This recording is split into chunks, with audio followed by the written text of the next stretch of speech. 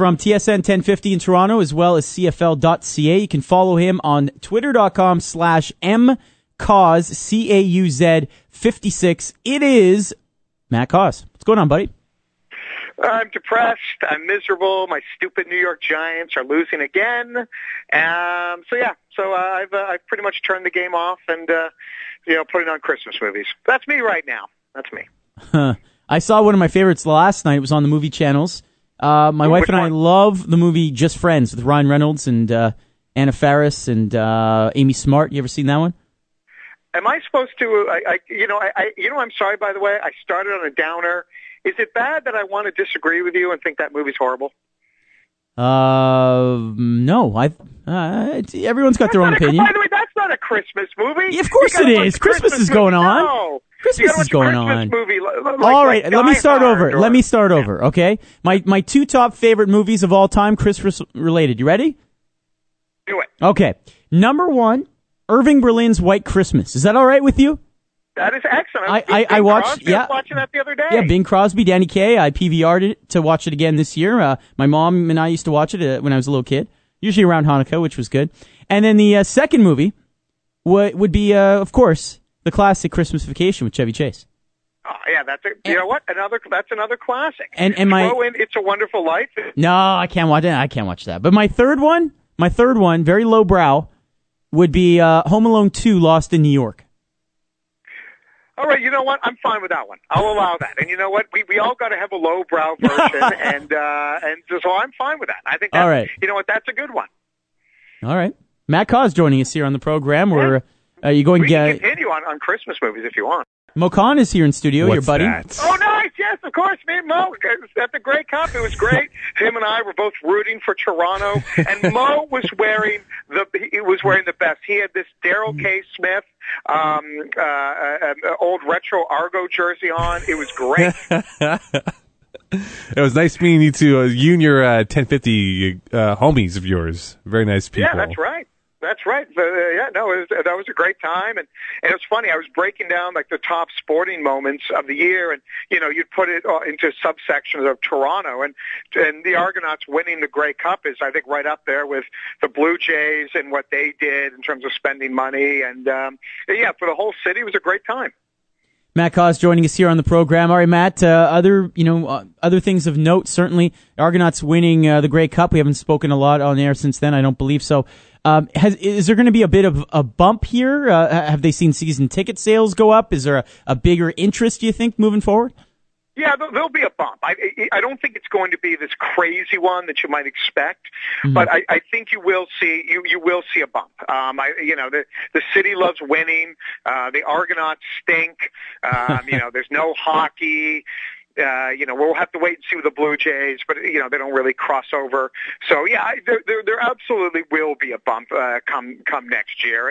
We're not going to be Saskatchewan. We're not going to be that. But I think what you're going to have is you're going to have a viable team. It's going to make money, and it will have a little bit more of a resonance in the city. And that's all you really want. And listen, they did a great job putting the party together for the Grey Cup. That was fantastic.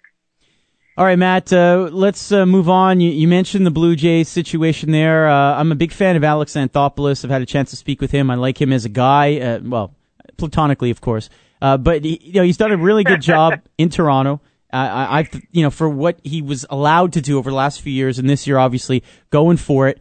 Are you a fan? Are you buying into the hype right now? Love it. Yep. I absolutely love it. For years and years, my feelings that Rogers was cheap.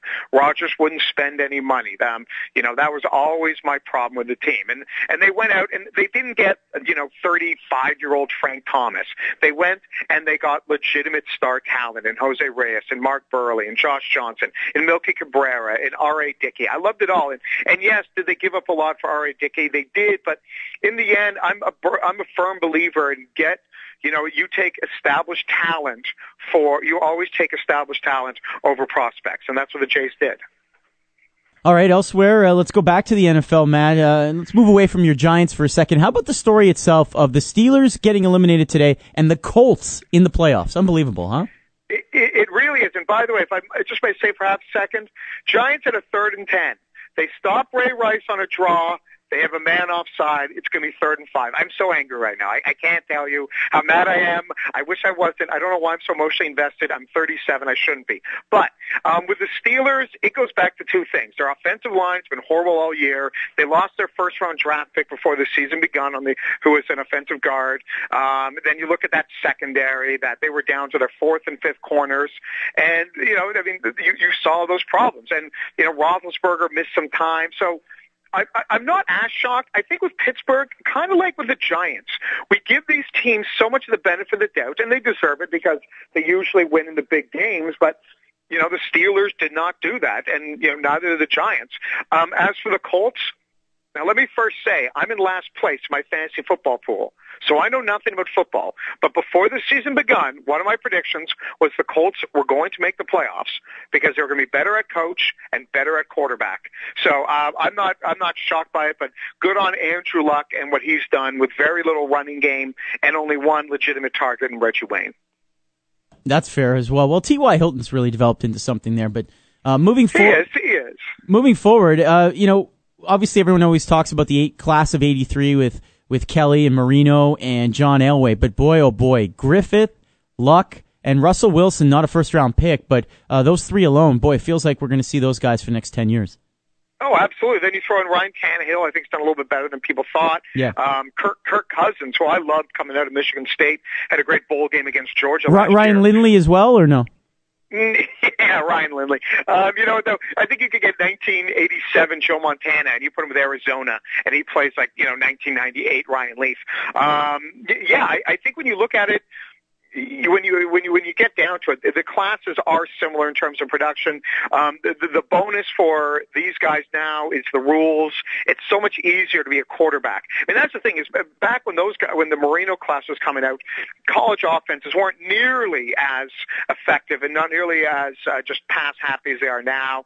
So I think the quarterbacks benefit from it. But when you see these guys and they're winning close games, they're winning big games, it's probably the number one positive in the NFL right now is the development of these rookies. All right, Matt, let's move back to the CFL. Obviously, you're a big observer of the CFL. A lot of movement out of Montreal in terms of the coaching staff here. A couple of different quarterback vacancies perhaps as well in the league. Adrian McPherson now a free agent. What's catching your eye right now? What are you most curious about? Well, with Montreal, I'll tell you right now, nothing. I'm not curious about anything because the same thing's going to happen. Eventually, we're going to start writing the stories and telling the tales of how this is it for Montreal, and it won't happen. It's still going to be, Calvillo will come back. He'll throw for 4,500 yards, and I think Jamel Richardson will bounce back from kind of a down year by his standards. I think next year I would not at all be shocked to see Montreal is still the class.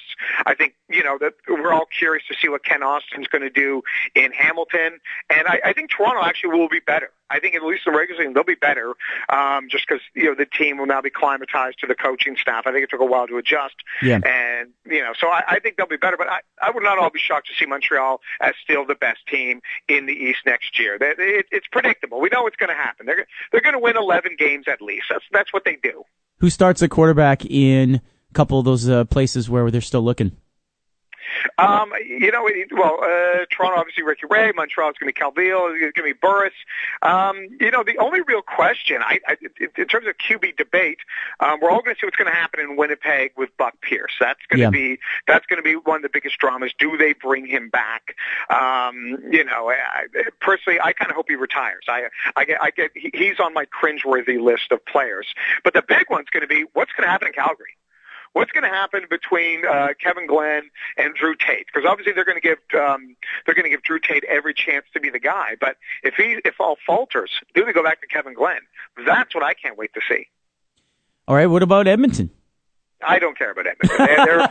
Let's face it, they're a foolish team. As I joked, Eric Tillman deserves a Grey Cup ring because without him, no way Toronto wins it. So Edmonton. Listen, J.C. Sherritt is unbelievable. Fred Stamps is one of the best in the league, but How did they trade Ricky Ray? I know. It's crazy. It's still shocking. It's crazy. Thank God they did, because then when we see Ricky Ray just shredding up that Montreal defense, everyone was so happy for what Eric Tillman did. That's Matt Cauz, TSN 1050, mcauz56 on Twitter.com.